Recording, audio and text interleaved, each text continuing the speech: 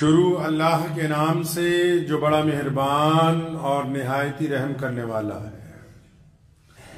तमाम हज़रात सूरह फातिहा और दुरूद पाक पढ़ लीजिए। औज़ु बिल्लाहि मिनश शैतानिर रजीम, बिस्मिल्लाहिर रहमानिर रहीम, अल्हम्दुलिल्लाहि रब्बिल आलमीन, अर्रहमानिर रहीम, मालिकी यौमिद्दीन, इय्याका नअबुदु व इय्याका नस्तईन, इय्याका नअबुदु व इय्याका नस्तईन, इय्याका नअबुदु व इय्याका नस्तईन, इहदिनस सिरातल मुस्तकीम, सिरातल लज़ीना अनअमता अलैहिम गैरिल मग़दूबि अलैहिम वलद्दाल्लीन, आमीन। अल्लाहुम्मा सल्लि अला मुहम्मद व अला आलि मुहम्मद कमा सल्लैता अला इब्राहीम व अला आलि इब्राहीम इन्नका हमीदुम मजीद। अल्लाहुम्मा बारिक अला मुहम्मद व अला आलि मुहम्मद कमा बारकता अला इब्राहीम व अला आलि इब्राहीम इन्नका हमीदुम मजीद। अब्दुल मलिक बिन मरवान मक्के का गवर्नर था। तो उसने देखा कि एक दिन उस वक्त के बहुत बड़े बुजुर्ग हजरत सालिम बिन अब्दुल्ला बिन उमर रजी अल्लाह ताला खाना काबा का तवाफ कर रहे हैं, उम्रे के लिए तशरीफ लाए। तो क्योंकि हजरत उमर रजी अल्लाह ताला अन्हु के पोते थे और अपने वक्त के बहुत बड़े आलिम थे, बुजुर्ग थे हजरत सालिम, तो गवर्नर मक्का जो था वो खाना काबा में उनके इंतजार में एक तरफ रुक गया। जब तवाफ करके हजरत फारिग हुए तो उसने सलाम किया, वालेकुम सलाम। फरमाया, जनाब मेरा नाम अब्दुल मलिक बिन मरवान है और मैं मक्के का गवर्नर हूं, आपकी खिदमत में हाजिर हुआ हूं। मेरे लायक अगर कोई खिदमत हो, कोई काम हो। गवर्नर तो भाई बहुत बड़ी चीज होती है। आजकल तो किसी की दीवान साहब से सलाम दुआ हो जाए तो वही मोहल्ले में नहीं टिकता है भाई। गवर्नर तो बहुत बड़ा होता है। तो गवर्नर साहब ने हजरत सालिम बिन अब्दुल्ला बिन मरवान, वो जो गवर्नर था अब्दुल मलिक बिन मरवान, उसने सालिम बिन अब्दुल्ला बिन उमर से कहा कि हजरत कोई काम हो। उसकी इतनी सी बात सुनी, खाना काबा में खड़े, उसकी तरफ देखा, फरमाया, तुझे किस बेवकूफ ने गवर्नर बना दिया। अब वो अब्दुल मलिक बिन मरवान कहता है, मेरे तो पसीने छूट गए, पैरों तक की तलियों में पसीना आ गया कि आज कोई मर्द टकराया, वरना लोग तो गवर्नर की तरफ से सलाम पहुंचता है तो उल्टे पैर भागे जाते हैं कि चलो गवर्नर साहब ने बुलाया। कहता आज मेरे पैरों में भी पसीना आ गया। तो हजरत ने फरमाया, भाई तुझे किस बेवकूफ ने गवर्नर बना दिया।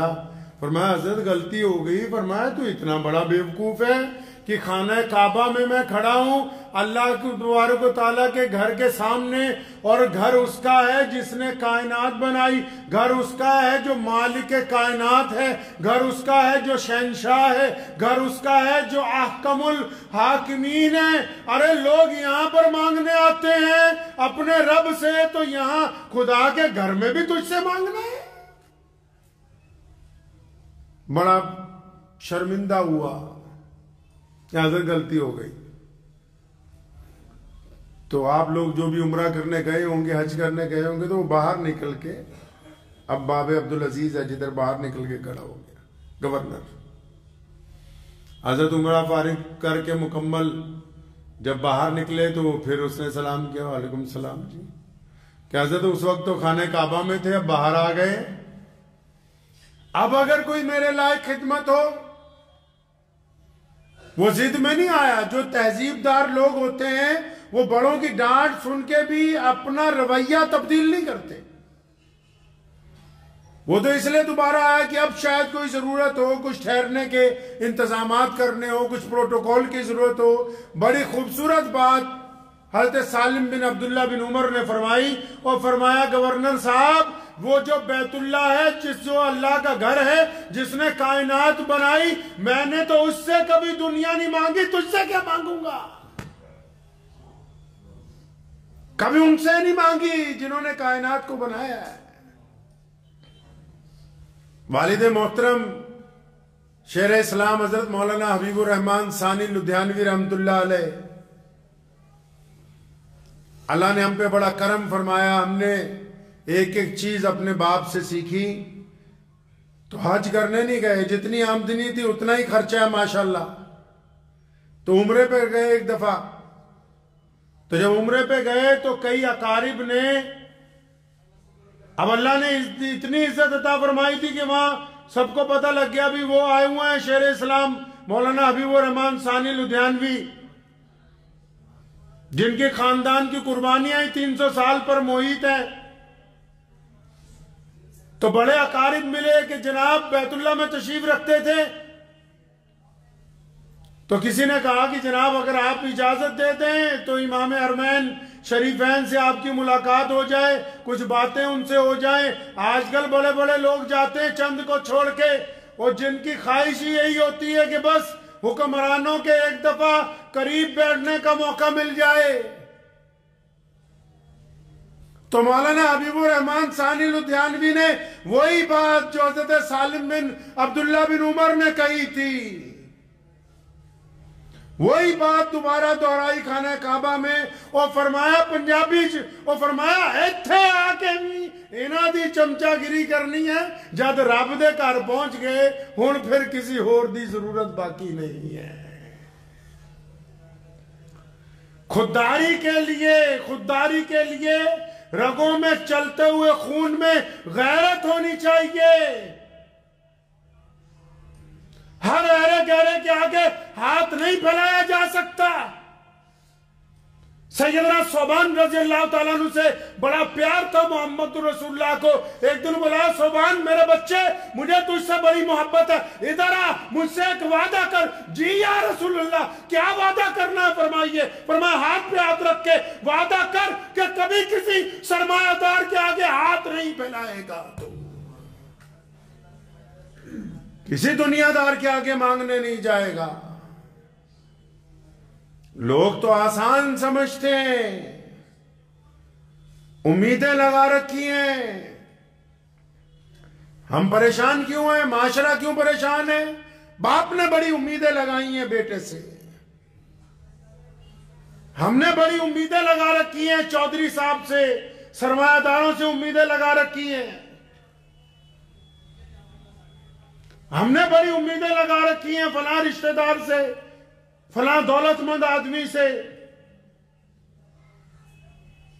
कभी ये दे देगा, हमारा ये कर देगा, फलां वजारत हमें ये दे देगी, फलां हुकूमत हमें ये उम्मीदें।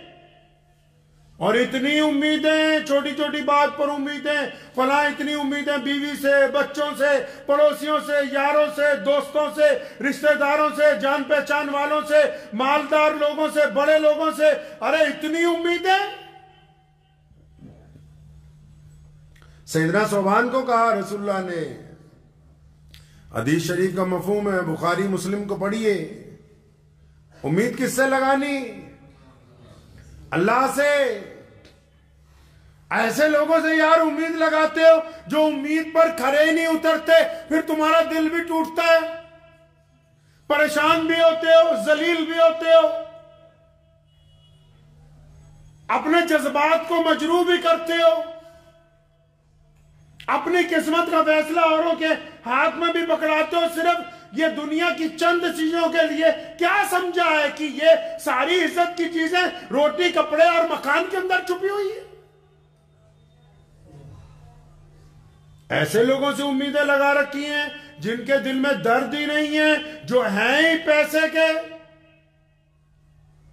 ऐसे कितने लोग हैं जिनके सके भाई तड़पते फिरते, जिनके पास अच्छा घर नहीं, रहने के लिए 2 वक्त का खाना पूरा मयसर नहीं है, और खुद करोड़ोंपति हैं। वो जो अपने सके भाई को नहीं खाना खिला सका आज तक, उससे तुमने उम्मीदें लगा रखी कि हमारे मस्जिद में, मदरसे में लाखों रुपया लगा देगा। ये चौधरियों के कहने पर इस्लाम को चलाना चाहते हो। इस जिम्न में मुझे खूबसूरत वाकया याद आता है। मौलाना साहब थे, मरहूम हो गए, अल्लाह उनको जन्नत दे, बहुत अमीर खबीर।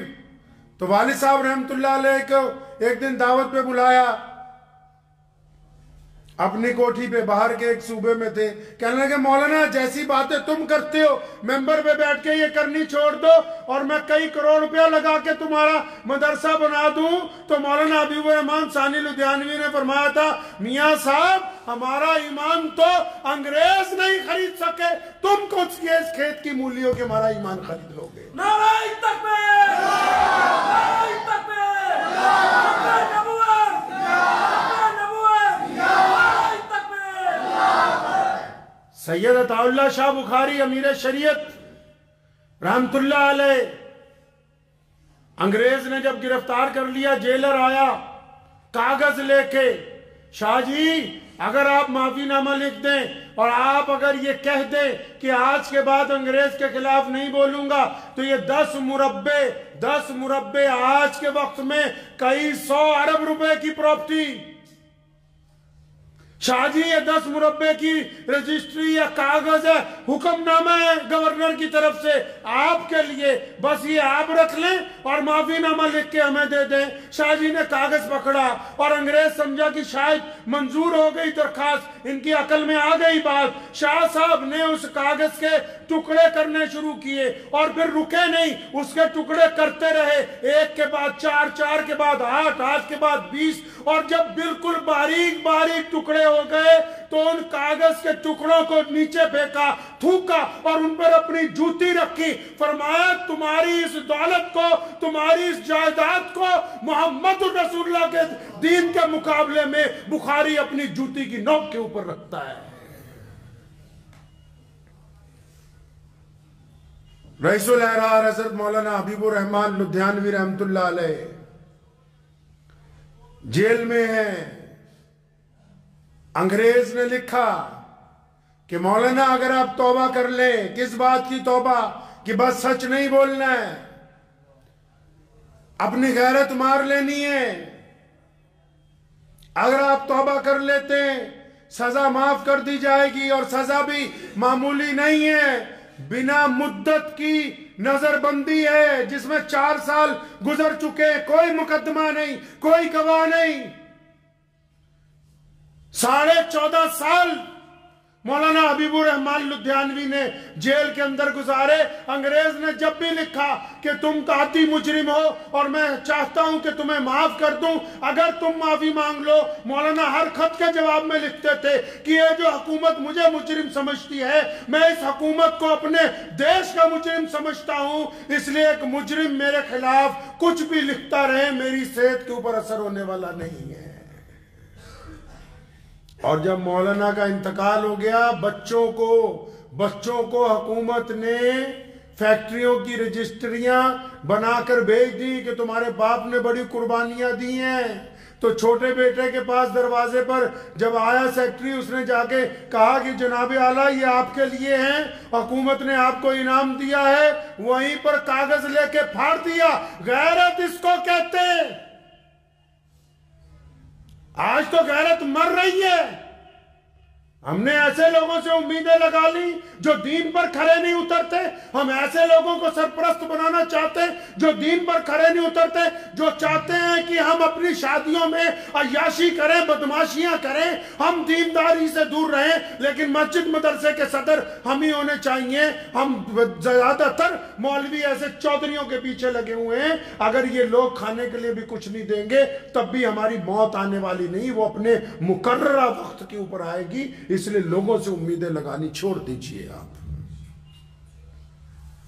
रसूलुल्लाह को यह बात पसंद नहीं, अल्लाह तबारक व तआला को यह बात नहीं पसंद। किस लोगों से उम्मीदें हैं? कौन सी ऐसी मुश्किल है जो हमेशा रहने वाली है? बताओ किसी ऐसी मुश्किल का नाम जो हमेशा रहने वाली हो। कुरान ने कहा कि हर मुश्किल के बाद आसानी। अल्लाह ने वादा किया अपने बंदों से कि अगर तुम इस्तकामत पर रहोगे, अगर तुम सब्र करने वालों पर रहोगे, अल्लाह ने फरमाया कि अगर तुम सिर्फ मुझसे ही मांगोगे, सिर्फ मेरे ही आगे हाथ फैलाओगे, फरमाया अब या बाद में अल्लाह उस मुश्किल से निकाल देंगे आपको। और ये जो इज्जत नफ्स मजरू कर रहे हो, हर एक से उम्मीद लगा रखी है, काम बनने ही नहीं पाता, आज की बात कल पे टलती है, शम्मा उम्मीद भी अजब शाह है, रोज बुझती है रोज जलती है। कभी इससे उम्मीदें लगा रखी है ये मेरा काम बना देगा, फला मेरा काम बना देगा, कोई किसी का काम बनाने वाला नहीं है। जो लोग आपके साथ देना चाहेंगे, जो आपकी मदद करना चाहेंगे, लिखा है एक बहुत बड़े बुजुर्ग के मुतालिक कि उनके एक दोस्त उनके पास आए और उन्होंने आके कहा कि मैं इतना परेशान हूँ, घर में फला फला चीज नहीं है और 10 दिन हो गए। तो उनको सब कुछ देने के बाद जब दोस्त चला गया तो वो रोने लगे। तो बीवी ने पूछा क्या बात है? फरमाया मैं तो इसका कामिल दोस्त भी ना बन सका, मुझे ये पता ही नहीं लगा कि 10 दिन से ये किस तकलीफ में है। मियां साहब जिन्होंने यारी निभानी होती है वो सैयदना अबू बकर सिद्दीक रज़ी अल्लाह तआला अन्हु की तरह यारी निभाते हैं।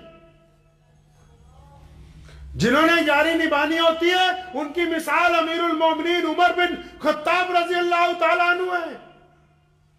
जिन्होंने यारी निभानी होती है वो उस्मान ज़ुन्नूरैन की तरह। रसूलुल्लाह ने ऐलान किया जंग के मौके पर, है कोई अल्लाह के रास्ते में दे। उस्मान खड़े हुए, या रसूलुल्लाह 100 ऊंट मां साजो सामान, बैठे। फिर ऐलान किया है कोई, उस्मान फिर खड़े हुए, या रसूलुल्लाह 100 ऊंट और लिखे मां साजो सामान, फिर बैठ गए। फिर तीसरा ऐलान हुआ, फिर खड़े हुए, या रसूलुल्लाह 100 ऊंट और लिखे। फरमाया उस्मान रुक जाओ और लोगों को भी तो कहने दो। फरमाया या रसूलुल्लाह ये कैसे गवारा करूं कि आपका सवाल हो और फौरन आगे से जवाब ना आए। आप जब तक कहते रहेंगे और उस्मान के पास जो कुछ भी है वो आपके यहां लुटा दिया जाएगा।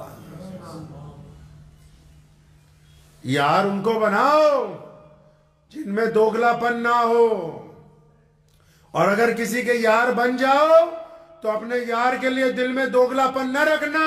ये यारी और दोस्ती की जो रिवायतें हैं ये भी रसूलुल्लाह ने कायम की हैं। ये आला रिवायतें प्यारो मोहब्बत की, जिसमें कहानी नारा नहीं लगाते हक 4 यार का। ये कौन से यार हैं? क्या भूल गए यारी दोस्ती में कि इस्लाम में रसूलुल्लाह ने तुम्हें यह सिखाया जो यार होते हैं वो यारों के दर्दमंद होते हैं, जो यार होते हैं वो यारों के मसीहा होते हैं, जो यार होते हैं वो यारों के मददगार होते हैं, जो यार होते हैं वो यार मार कभी नहीं करते। जो अपने आप को यार भी कहता हो और छुपा के माल अपना रखता हो और यार की मुसीबत में काम ना आता हो, वो यार नहीं है, वो यार मार है। उसको यार कहना यारी की नहीं है, यारी की शान के खिलाफ है वो बात। अरे जिस दर पर हाथ फैलाना पड़ जाए वो यार हो ही नहीं सकता, वो दोस्त ही नहीं, वो रिश्तेदार ही नहीं है, वो कोई जान पहचान वाला नहीं है, वो सिर्फ मतलब का बंदा है। शरीयत ने इसके मापदंड तय किए, तकाजे रखे हैं रसूलुल्लाह सल्लल्लाहु अलैहि वसल्लम ने कि यारी कैसे अदा होगी, दोस्ती कैसे अदा होगी। ये यार है जो गार में भी साथ है, ये यार है जो हिजरत में भी साथ है, ये यार है जो बदर में साथ है, ये यार है जो हुनैन में साथ है, ये यार है सैयदना बिलाल रज़ी अल्लाह तआला अन्हु जैसे जो दुर्रे खाते हैं। यार ये हैं अम्मार बिन यासिर जैसे जिन्होंने खाल उधरवा ली लेकिन नबी अलैहि सलाम की शान में जरा बराबर बेअदबी बर्दाश्त नहीं की। यार कहते इसको है जो दूसरों की सुन के आके तुम्हें कहने लगे कि फलां तेरे खिलाफ ये बातें कर रहा था, ये यार नहीं है, वो ये ठग है, बेईमान है। अगर ये तेरे साथ होता तो कहने वाले के मुंह पर जवाब दे के आता। ये जिनसे उम्मीदें लगा ली हैं ये उम्मीदों पर खरे उतरने वाले थोड़ी हैं। क्यों अपनी उम्मीदों को जाया करते हो? अल्लाह ने ये सर दिया है, जो हर दर पर झुके वो सर नहीं होता। जो हर दर पर सर झुक जाए वो सर नहीं है। इसको जिस्म के सिर के ऊपर इसीलिए लगाया गया कि अल्लाह ने इसको इज्जत वाला बनाया है, अजमत वाला बनाया है। जूती 1 करोड़ की भी पहन ली जाए तो पैर में ही होगी। सर पर अगर 1 मीटर कपड़ा सादा भी बांध लिया जाए तो वो ताज कहलाता है, वो पगड़ी कहलाती है। इतना सस्ता समझ जा, जिसको जरा सी मुसीबत आई कि चले चंद लोगों से मांगने चलते हैं, चलो चंद लोगों के आगे हाथ फैला देते हैं। ये मामूली चीज है जो अल्लाह ने तुम्हें अता फरमा दी, जिसको इज्जत नफ्स कहते हैं। अपनी इज्जत नफ्स का ख्याल रखें। अपने साथ समझौता करना सीखो, लोगों के साथ नहीं। अपने पेट के साथ रोजा रखना सीखो, लोगों से उधार माल लेके कोरमा बिरयानी खाने का कोई फायदा नहीं होने वाला है। जो बात गैरत के अंदर है,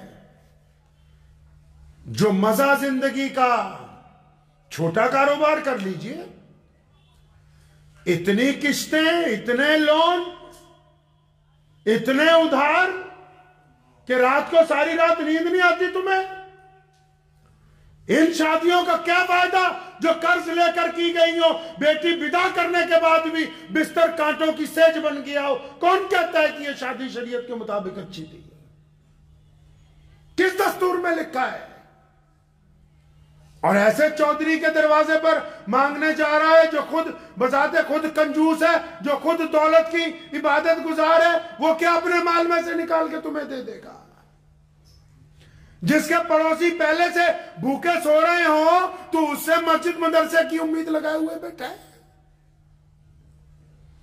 जो खुद अपने अजीजों अकारिब को पूछने वाला नहीं है। इस गैरत को कौड़ियों के भाव मत गिराइए। ये जो गैरत होती है, इसमें कोई मजहब का मसला नहीं है। बंदे को खुद सोचना चाहिए। हाँ ठीक है, दिल में ख्यालात आते हैं कि फलां से पैसे मांग लूं, ख्याल आना कोई बुरी बात नहीं है, लेकिन उस ख्याल को अमली जामा पहना के दूसरे से इनकार करवा के अपनी बेइज्जती करवाना, ये बुरी बात है। उस ख्याल को अमली जामा पहनाना जिस ख्याल के अंदर आपकी बेइज्जती है, जिस ख्याल के अंदर आपकी इज्जत नहीं बरकरार हो रही, जिस ख्याल को अल्लाह भी अच्छा नहीं समझ रहे। आप अगर अल्लाह तबारक व तआला से मांगते तो क्या अल्लाह ताला इसके असबाब मुहैया ना करते? आपने सच्चे दिल से अपने रब से मांगा ही नहीं। बहुत मशहूर इमाम साहब का वाकया, शागिर्द ने कहा कि हज़रत रोजाना दरिया पार करता हूं, पैसे लगते हैं कश्ती के। फरमाया बिस्मिल्लाह पढ़ा कर दरिया पार। एक दिन खुद जाना था तो डूब गए। शागिर्द कहता रहा बिस्मिल्लाह पढ़े, मैं भी चला जाता हूं, लेकिन यकीन नहीं था। अपने अंदर खुद एतमादी लाओ। एक सस्ता सा मोबाइल आपको फायदा दे सकता है उस महंगी चीज से जिसकी किस्त आपको ना दी ना जाए, और बाद में सरे बाजार कोई आपके हाथ से उस गाड़ी को, उस चीज को छीन के ले जाए। उस बेइज्जती से अच्छा है कि आप अपनी गैरत में अपने जिस्म के बादशाह बन के जिंदगी गुजारें। उस उधार के माल से बहुत अच्छा है, उस उधार की रोटी से बहुत अच्छा है कि हम एक वक्त फाका करके गुजार लें। ये बात खुद भी समझने की, अपनी औलाद को भी समझाने की है, अपनी बीवी को भी, अपने बच्चों को भी। हमारे में ये बीमारी आ गई, हम जो नहीं हैं वो बताना चाहते हैं लोगों को। जो हम नहीं हैं हम साबित करना चाहते हैं हम बहुत बड़े रईस हैं जी, हम बहुत बड़े चौधरी हैं जी, हम बहुत बड़े माल दौलत वाले हैं जी, हम बहुत आला कपड़े पहनते हैं जी, हम तो बहुत बड़े शोरूमों में जाते हैं जी, हम बहुत आला तरीन होटलों में। हम जो नहीं हैं हम वो जताना चाहते हैं लोगों को, और इस जताने के चक्कर में सुबह से लेकर शाम तक झूठ भी बोल रहे हैं, परेशान भी हो रहे हैं, उधार भी उठा रहे हैं, कर्ज भी उठा रहे हैं, और फिर अकेले में ज्यादा से ज्यादा परेशान भी हो रहे हैं। बस इस चक्कर में जो हम नहीं है वो हम अपने आप को बनाना चाहते हैं। हमने अपने वालिद साहब रहमतुल्लाह अलैह को देखा, हमने तो कोई आलीशान होटलों में कभी खाना नहीं खाया, तो क्या इसका मतलब यह हो गया कि हम किसी आला खानदान से ताल्लुक नहीं रखते? हम तो कभी 1 करोड़ रुपए की गाड़ी खरीदने के लिए नहीं गए, तो क्या इसका मतलब यह हुआ कि हमारे खानदान की कोई कुर्बानी नहीं? ये गैरत उन करोड़ों लोगों से अच्छी है जो रईसजादों के और हुकूमतों के तलवे चाटते हैं। उन करोड़ों लोगों से ये ज्यादा महंगी है जो हर एक बंदे के बस की बात नहीं है। गैरतमंद बनिए। अपनी गैरत आपके अपने हाथ में। अल्लामा इकबाल रहमतुल्लाह अलैह का वाकया आप हजरात को कई बार सुनाया, फिर सुनते जाए जाते जाते। उनका बेटा बैरिस्टर बन रहा था, लंदन में पढ़ता था। उसने बाप को चिट्ठी लिखी, हर महीने पैसे भेजते थे अपने बच्चे को खर्चे के लिए। तो बेटे ने चिट्ठी लिखी अल्लामा इकबाल रहमतुल्लाह अलैह को कि अब्बू जी पैसे खत्म हो गए, फलां आदमी लंदन शहर में जो रहता है आपका बहुत जिगरी यार है, आप अगर इजाजत दें उससे 500 पाउंड 100 पाउंड उधार ले लेता हूं, जब आप पैसे भेजेंगे तो मैं उसको वापस कर दूंगा। अल्लामा ने चिट्ठी का जवाब नहीं लिखा, पूरी नज़म लिख के भेज दी और फरमाया मेरे बेटे खुद ही ना बेच गरीबी में नाम पैदा कर। ठीक है वापस कर दोगे, लेकिन सारी जिंदगी वो ये तो कहेगा ना कि इकबाल के बेटे को हमने उधार दिया था। ठीक है वापस कर दोगे, एक बात तो तैयार हो गई ना कि हमारा कर्जदार रहा है।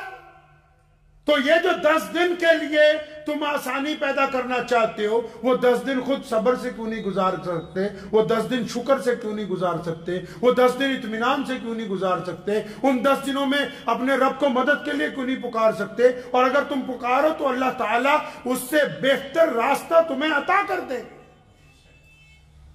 99 हिस्से अल्लाह ताला ने रोजी के रखे कारोबार में, 99 हिस्से। आज तो अच्छे अच्छे लोग चंद उलमा को छोड़ के अच्छे अच्छे लोग सरमायादारों की चमचागिरियां करते फिर रहे हैं। जो सरमायादार कह रहा है उसी के मुताबिक मस्जिद मदरसे के अंदर चल रहा है। अल्लाह के बंदे, जिनके दीन पर तुम चलना चाहते हो ये तो खुद रसूलुल्लाह सल्लल्लाहु अलैहि वसल्लम को अच्छी तरह नहीं जानते। अगर इनकी पैरवी करोगे दौलतमंद लोगों की, खुद भी खसारे में चले जाओगे, ये भी खसारे के अंदर चले जाएंगे। इज्जत नफ्स का याद रखिएगा इस बात को। हर एक के आगे हाथ नहीं फैलाना है, हर एक के आगे नहीं फैलाना हाथ। हमारे पीर हज़रत मौलाना शाह अब्दुल कादिर साहब रायपुरी रहमतुल्लाह अलैह ने बड़ी खूबसूरत बात कही थी। फरमाया किसी के आगे हाथ ना फैलाना, लेकिन अल्लाह जब रिज़्क तुम्हारे तक पहुंचा दे तो फिर अकड़ना नहीं, आने वाले से बदतमीजी ना करना। मतलब अब अगर कभी कोई यार, कभी दोस्त, कभी कोई जानने वाला, कोई ना जानने वाला, कोई ऐसा बंदा जो ये समझ जाए कि तुम वाकई जरूरतमंद हो, वो कभी छुप के आए, कभी गले मिल के तुम्हारी जेब में कुछ रकम डाल दे, तो फिर उससे बदतमीजी उससे मत करना, जिनको अल्लाह तुम तक भेज दे। लेकिन खुद नहीं किसी के आगे जाना, खुद अल्लाह ही से मांगना है। और फिर अल्लाह से सिर्फ मांगना ही नहीं है, कोशिश करनी है। जब आप कोशिश के लिए निकलेंगे ना अल्लाह की मदद के साथ, तो फिर अल्लाह तबारक व तआला ऐसे असबाब पैदा कर देंगे कि आपकी एक कोशिश जो है वो 10 बनकर आपके साथ चल पड़ेगी। आप 1 रुपया कमाने निकलेंगे, अल्लाह करीम 1000 अता कर देंगे। बशर्त यह है कि आप निकलें, हाथ पे हाथ धर के नहीं बैठे, इस उम्मीद पर नहीं कि बस अभी यहां कोई आ जाए। नहीं, अल्लाह से दुआ कीजिए और फिर रिज़्क को तलाश कीजिए, अल्लाह ताला आपको अता करेंगे। बस इस तलाश के दौरान इस बात का ख्याल रखना है कि हमने अपने रब से उम्मीदें वाबस्ता रखनी है, लोगों से कोई उम्मीद नहीं लगानी, क्योंकि लोग उम्मीद को तोड़ देते हैं। वाखिर दावाना अल्हम्दुलिल्लाहि रब्बिल आलमीन। मुझे उम्मीद है कि आपको ये वीडियो पसंद आई होगी। अगर पसंद आई हो तो ये आप अपने दोस्तों के साथ शेयर करें और इस चैनल को सब्सक्राइब जरूर करें।